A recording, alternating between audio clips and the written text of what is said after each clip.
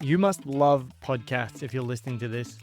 Do you want to start your own one or you already have one? Then follow Smarter Podcasting to get expert advice from me, Neil Mackay, the podcast guy. Since 2019, we've worked with over 40 podcasters, produced over 700 episodes, and helped many podcasts get to the top of the Apple Podcast charts. And right now, I'm offering you a professional edit for just $27. Click the link in the show notes. Welcome to Smarter Podcasting. I'm Neil Mackay, the podcast guy, and I'm sharing my wealth of experience and insights into the world of podcasting.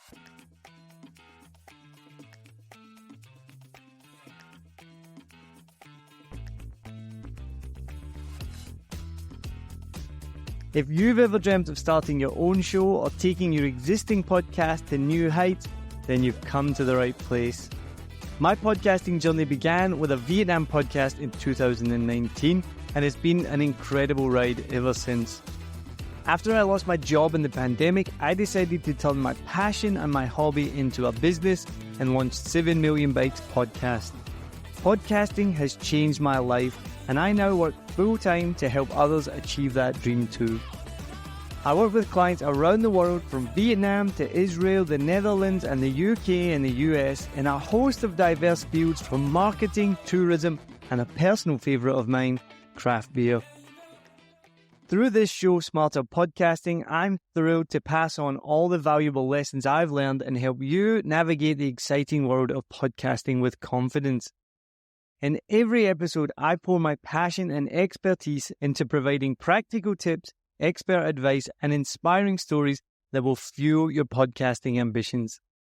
I understand the challenges you face as a podcaster. Believe me, I still face them to this day. And my goal is to equip you with the tools and knowledge you need to succeed. I founded 7 Million Bytes podcast to help you save the time and stress needed to create and develop your podcast. I offer a comprehensive step-by-step podcast course for beginners that covers everything from concept development to recording, editing, and publishing. You'll gain the confidence and skills to create top-notch content that will captivate your audience. And I regularly update my blog too with a treasure trove of insightful tips to help you build your audience and connect with your community. I genuinely care about your podcasting success, which is why I also offer a free consultation to understand your unique goals and tailor my guidance specifically to your needs. No two podcasts are the same, and I'm here to ensure your podcast thrives in its own unique way. But Smarter Podcasting is more than just a podcast and a blog. It's a thriving community of like-minded individuals and businesses all working towards podcasting success. One of those people is Annie Huang, who's just passed the PodFade milestone of publishing her 11th podcast episode called The Aspiring CMO. And if you're like me and you're thinking, what the hell does CMO stand for? It stands for Chief Marketing Officer. She is an unbelievable podcaster, very talented, and wants to conquer the marketing world. And she had a question for me about her new podcast. Hey Neil, I really enjoy your episodes on this podcast, and my question is that how do you not get stuck on the numbers? I just started my podcast and I tend to just look at the numbers all the time, whether it got more and more listeners, and I think it's kind of driving me crazy. I don't know. What's your advice on that? This is a great question, and thank you, Annie, so much for asking it, because I think every new podcaster goes through this, and I absolutely went through this in the beginning. I've even made memes about this phenomenon. I remember being in the beginning and refreshing it every couple of minutes, going back to the browser, hitting refresh, checking, it's gone up by 1. Yes, oh my goodness, it's gone up by 5. It's completely normal to do that, and I think it's just something that as you do it for longer, you're going to do it less. But this is my 3rd podcast that I've started, and I'm still fall into the same trap and still do the same thing. Maybe not as much as before. I think the biggest thing is to make sure that you realize what are good podcasting numbers. And I'm excited to actually share this with people today, because for my first few years of podcasting, I kept asking myself the age-old question I think many podcasters do: are these numbers any good? And then when I found out what good podcasting numbers mean, I was beyond excited, and I'm extremely excited to share with you today. So I always refer to the Buzzsprout stats because they're my podcast host of choice since the very beginning. And when I found this data, it blew my mind. So the biggest metric to look at is how many downloads you get in the first 7 days after publication. I've spoken to podcasters before and they tell me their numbers and they're like, yeah, but I'm sure it's going to go up soon. Sadly, it won't. You're probably going to get about 70% of your total downloads in the first day of publication, probably 90% in the first week, and then it's going to trail off after that. If you look at any graph of your podcast stats, it's going to be the same for every episode.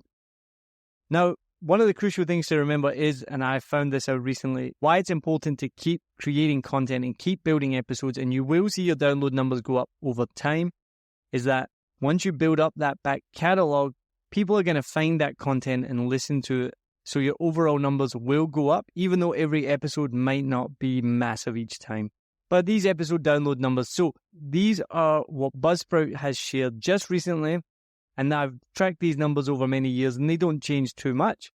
If you get just 31 downloads in the first 7 days after publication, you're in the top 50% of podcasts in the world.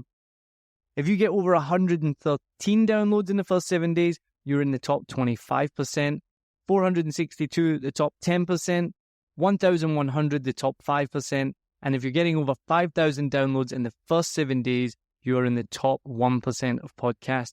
Now remember, if you're in the top 1% of anything in the world, you are doing incredible. If you're in the top 5%, you're doing unbelievable. If you're in the top 10%, you're doing absolutely fine. But even if you're getting just 31 downloads in the first 7 days, you are in the top 50% of podcasts in the world. That is incredible. I think it's difficult because as podcasters, we often compare ourselves to YouTube, and we often compare ourselves to other podcasters like maybe Joe Rogan, the Tim Ferriss Show, the Diary of a CEO, and we know these podcasts with massive numbers, millions of downloads. These guys really, really are in the top 1%. That's how they can make so much money through ads. For the majority of podcasters, they're going to be down in that lower level. So I think it's really important as a podcaster to just look at your numbers and celebrate success, whatever they are. Even if they're only 10 in the first 7 days, that is 10 people who are consuming your content. That is incredible.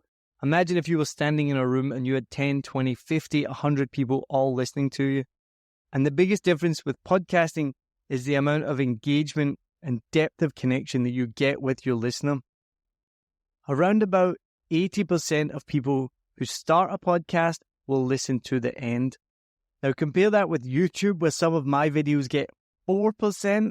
And now I'm pretty bad at YouTube. I don't focus on that, but only 4% of that content is consumed compared to 80% on a podcast. And even a great YouTube video is probably only going to get about 40 to 50%. So the difference with podcasting is the numbers are lower, but the engagement is higher. But the biggest point is celebrate those numbers, whatever they are. Do the whole thing of keep refreshing it. It's cool, it's cute, it's awesome. We all do it in the beginning. You should do it. It gets you excited. And when you stop getting excited about podcasting, you should just stop doing it altogether. So keep doing it, have fun, and celebrate your successes. Picture this. You're sitting in front of your shiny podcast microphone, ready to record your latest episode.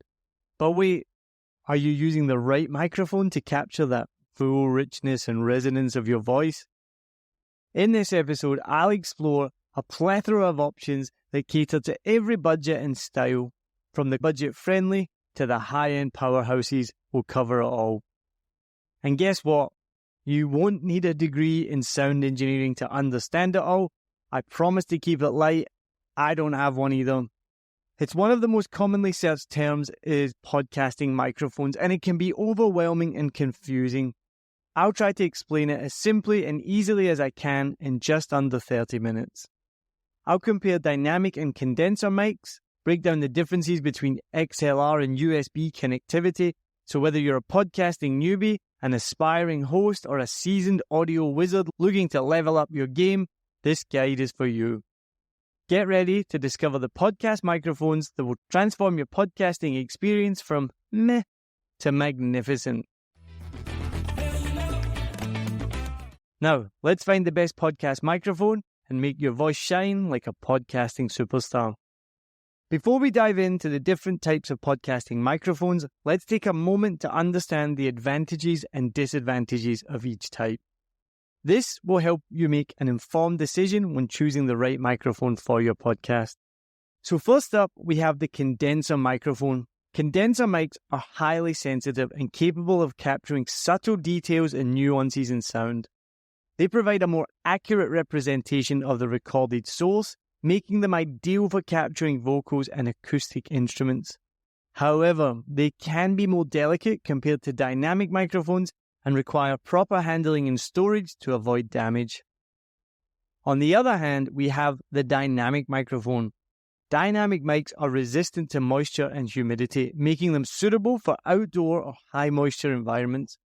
They're also more rugged and durable, making them ideal for live performances and environments with high sound pressure levels.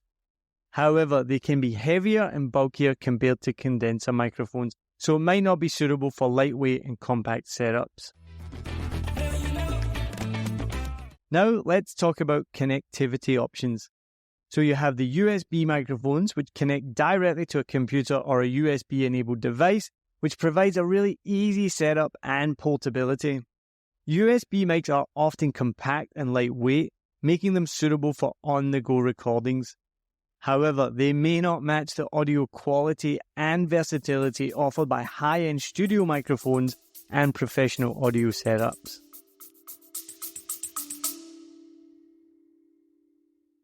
I wanted to share with you about one of my favorite affiliate partners, and that is Fiverr.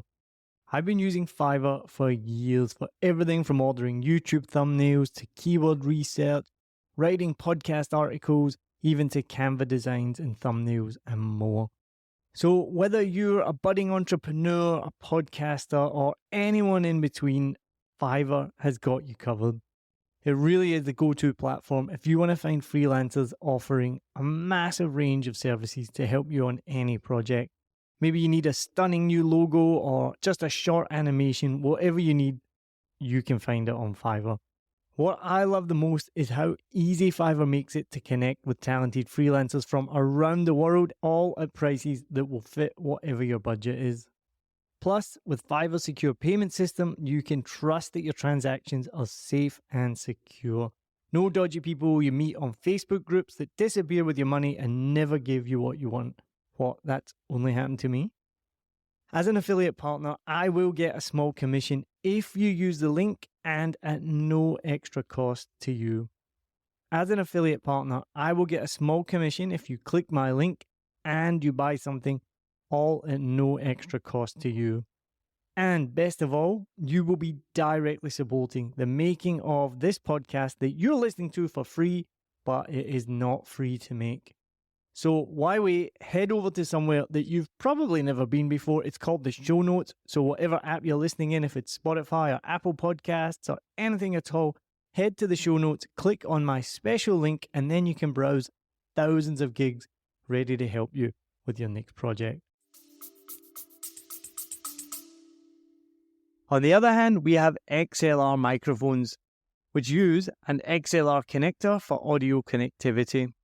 That's the little 3 pins, 3 plugs that you see on the end of a microphone used for stage performances. XLR mics are known for their professional quality and compatibility with a variety of accessories and peripherals commonly used in professional audio setups. The downside is they do require additional equipment such as an audio converter or a mixer, which adds to the overall cost and a little bit extra complexity of the setup. I started off with a USB Blue Yeti mic, which did the trick for me at the time, but looking back, the sound quality wasn't great and it took a lot of extra work in post-production to bring that sound quality up to being anything near worth being published. XLR microphones are a little bit more expensive. You do have to buy the mixer. I recommend buying the PodTrack P4 by Zoom, which will set you back a couple of $100, but it's extremely portable, meaning you can record anywhere on the go with an XLR microphone, and the sound quality is delicious. So now that we've covered the basics, let's explore some of the best podcast microphones for different budget ranges, and we'll start with the budget-friendly options that won't break the bank. As you've heard me say on this podcast before, if you're a regular listener, I am Scottish and I do not like to spend money. This microphone I'm using right now, the Shure SM7B, is loaned to me by my friend and music producer Lewis Wright, saves me paying for it, and it works amazing. And I cannot recommend this mic highly enough. It's a true force to be reckoned with its unrivaled performance, durability, and versatility. First and foremost, it excels in capturing pristine sound quality, all for around $100. Its dynamic microphone design allows it to handle high sound pressure levels with ease, but you're not really going to need that as a podcast unless you're screaming into the microphone, which I doubt you are, but it does ensure you get crystal clear audio reproduction. And it is known for its legendary durability, and if you're clumsy like me, that is important. It is built like a tank. This microphone can withstand the demands of rigorous use from rock stars, so I'm sure it can survive the occasional accidental drop that I often do. It's a kind of microphone that does stand the test of time. I've been using it for years, and it remains a reliable companion throughout your podcasting journey. One of the standout features is its remarkable versatility. Because of its cardioid polar pattern, it minimizes unwanted background noise and it ensures that your voice is taking center stage. So whether you're recording in a controlled studio environment or venturing into the great outdoors or recording like me in a big, open, tiled, shiny room, the sound quality is going to be amazing. What are the drawbacks? Well, with any microphone, the SM7B has a few things you need to think about. Its focused sound capture can be a double-edged sword, as it does require careful positioning and technique to capture multiple voices, which I wouldn't recommend with one mic, or if you do turn away by accident and you're not talking right into it, you're going to lose that sound quality immediately. However, these minor limitations are easily outweighed by the overall performance and reliability of the SM7B. As I said, I've been using it for years. For the price, the value, the durability, and the quality, this would be my recommendation, but it is up to you and your budget and also your circumstances. Another great recommendation is the Technica AT2020X USB. This will cost you about $80, and this is a dynamic USB microphone. Now, it offers really great quality and versatility, and it delivers crisp and clear audio, which is going to capture your voice with impressive clarity and warmth. Now, the good thing about this is it offers both USB and LXR connections, which provides flexibility for beginners and advanced users. It's also got a portable and durable design, and this makes it perfect for podcasters on the go. Now, you may be thinking, what is a podcaster on the go? Well, many people might want to go and do interviews in the field, or if you're somebody like me who works with different clients, I often have to go to their offices or on site and record them there. The downside is it can pick up handling noise if not used with care. So, as I mentioned in the last podcast about the setup that you need, make sure you have a good microphone stand or boom arm. Another great budget option is the Samson Q2U. Priced at about $70, this dynamic microphone punches above its weight in terms of performance. It offers a rich and warm sound reproduction with included accessories such as that desktop tripod stand, which is going to help with handling noise, a mic clip, a USB cable, and a foam windscreen. If you're unsure what a foam windscreen is, go back and listen to the previous episode where I explain everything you need for your setup. That's going to help take away the plosive sounds like and the "bah," which you shouldn't be getting a breath of air in your ear right now because I'm using a foam pad right now. The Q2U is beginner friendly and it's perfect for podcasting newbies who just want a hassle-free experience. But do be aware that it may be sensitive to those plosive sounds without a pop filter, and some people have reported that the body feels a little less robust compared to higher-end options. Moving on to the mid-range category, priced about between $100 to $200, I have two fantastic options for you that are going to elevate the quality of your podcast audio. My first recommendation is the Technica AT2020. This will set you back about $100, and it's a condenser podcast microphone that will deliver studio quality sound, capturing every nuance of your voice with exceptional clarity and detail. The AT2020 is versatile and performs well in different recording environments. Its durability ensures it lasts, and it offers excellent value for its price. However, it may be sensitive to background noise and you'll need an audio interface or mixer that provides plus 84V phantom power. My second recommendation in the mid-range category is the Rode NT1. Priced at $250, this renowned condenser microphone offers exceptional quality. It reproduces your voice with professional-grade precision. The NT1 comes bundled with the essential accessories that you'd need, saving you from additional expenses, which is always good. However, it does fall towards the higher end of the price spectrum, and it does require phantom power similar to the AT2020.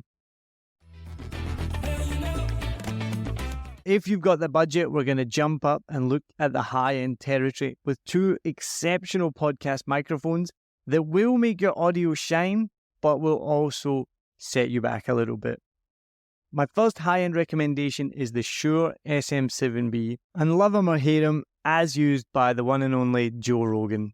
This will set you back about $400, but this legendary dynamic microphone is a staple in the podcasting and broadcasting world. It will deliver unmatched quality, capturing your voice with warmth, richness, and exceptional clarity. It has what's called excellent off-axis rejection, which what that does is captures your voice and minimizes unwanted background noise, making it ideal for recording in less controlled environments, and most podcasters, let's be honest, are recording in less controlled environments. I've done voiceovers, and going into a voiceover studio is one of the most amazing things in the world. And as an independent podcaster, you're like, man, I wish I could do all my podcasts in here. But again, that's going to set you back some extra money. So save that money and invest in a good microphone, and you're still going to get great audio. And like I talk about in every episode and on every blog post, make sure you use Descript or other AI tools to increase the quality of the sound of your podcast. So coupled with a good microphone, a bit of AI, and a bit of patience, you will get studio sound quality without having to be in the studio. Another great thing about the SM7B is it's built like a tank and offers versatility for various applications. However, it requires a powerful preamp for optimal volume levels, and it does fall on the higher end of the price spectrum. Finally, we have the Neumann U87Ei.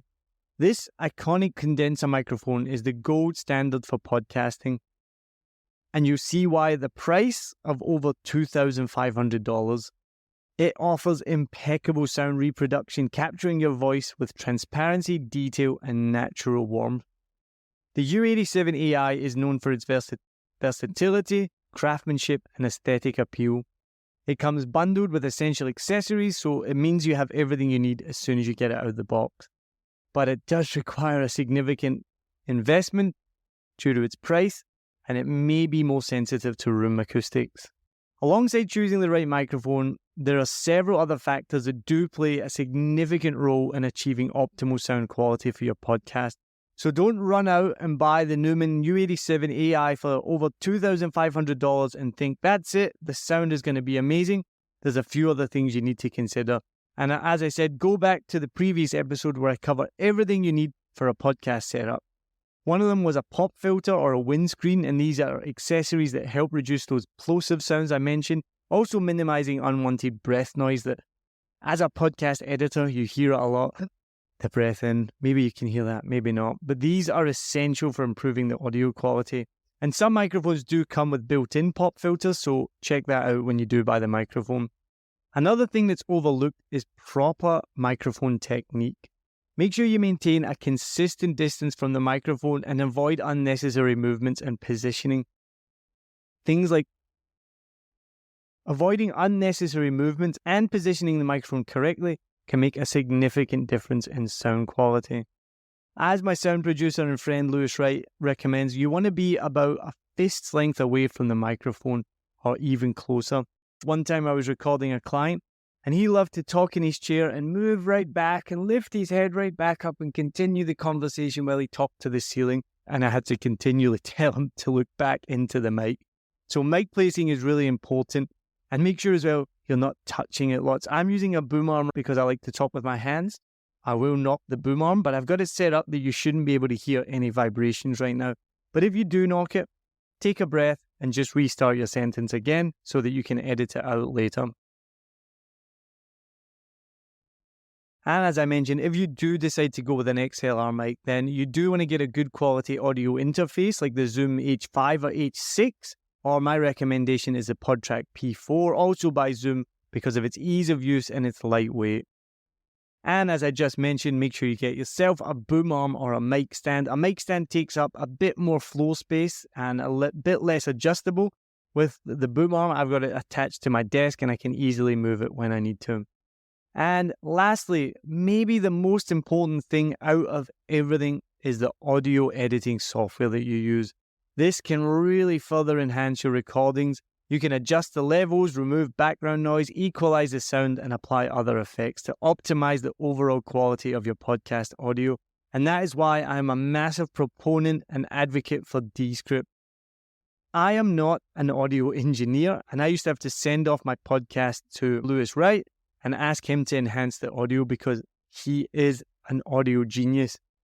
But that wasn't his full-time job. He was helping me out, and sometimes I had to wait 2 or 3 days till he had the time to send that back to me, which completely messed up my schedule every single time. I'm not an audio engineer, and it's not my strength, and I didn't have the time to learn those techniques. Then, when I started using Descript, they added the studio sound feature. This is where AI really is starting to take off.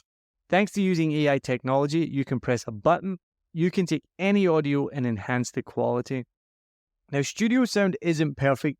I use it with lots of different clients and sometimes it doesn't work. If you're using a Blue Yeti microphone in the middle of 2 or 3 people, like you have a guest or 2 people on your show, the sound is not going to be great. It's not perfect. It's not going to turn these 3 people all sitting a meter away from a microphone in the middle of the room and suddenly they all sound like they're Joe Rogan. And when people laugh especially or talk over each other, the AI seems to get a little bit confused. And so the audio quality will drop to the point where you probably don't even want to use it. But if you have a good microphone technique, a boom arm, and a pop filter, like everything I'm doing right now, and then turn on the studio sound, you're going to get really good audio quality. And it is for that reason that I'm an affiliate with Descript. So go in the show notes, check it out. You get an hour for free anyway. If you don't like it, don't use it. If you do like it and you sign up, I'll get a commission at no extra cost to you.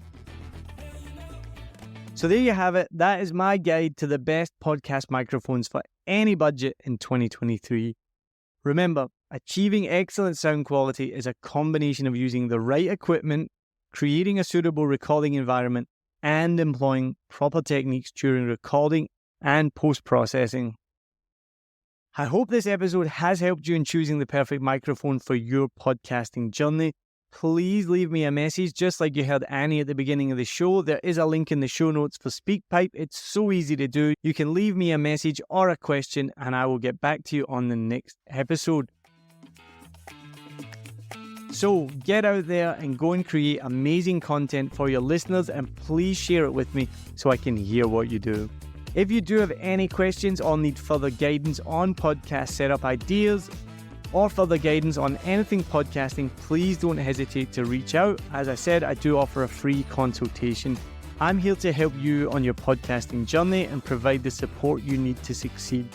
And before we wrap up, I want to remind you to check out my website at 7millionbytes.com for more resources, courses, and services to elevate your podcasting game. Thank you for tuning in today. Your support honestly means the world to me. And if you have enjoyed this episode, be sure to subscribe to Smarter Podcasting. And if you have the time, leave a review to help other people find the show as well. Your feedback really helps me improve and reach more aspiring podcasters like yourself. And make sure you don't miss the next episode where I'm going to dive into finding the perfect podcast headphones. Until then, keep podcasting, keep growing, and keep sharing your unique voice for the world. This is Neil Mackay, the podcast guy. Remember, your podcasting journey is an adventure, and I'm here to guide you every step of the way. Keep creating, keep evolving, and keep podcasting smarter. Till next time, cheers.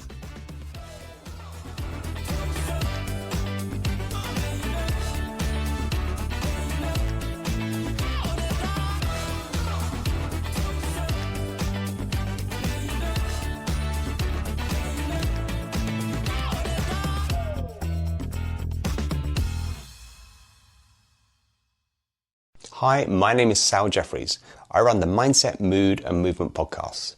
I've been working with Neil at 7 Million Bikes for the whole of this year, literally from the start of my podcast to date.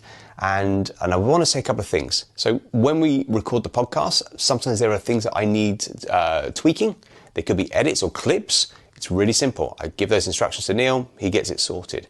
There's sometimes a sound level differences between the guest mic and mine. Again, that's all sorted so the outcome is a really balanced sound. And also if there are issues with voice, little kind of sound interruptions, all those things that can distract a listener, Neil knows exactly what to do, cleans it up. The end result, a highly professional, beautiful sounding podcast without distraction. That's exactly what I want. I know my listeners do. So if you're interested in having that level of podcast and that kind of quality, Neil is a great guy and I highly recommend you speak to him.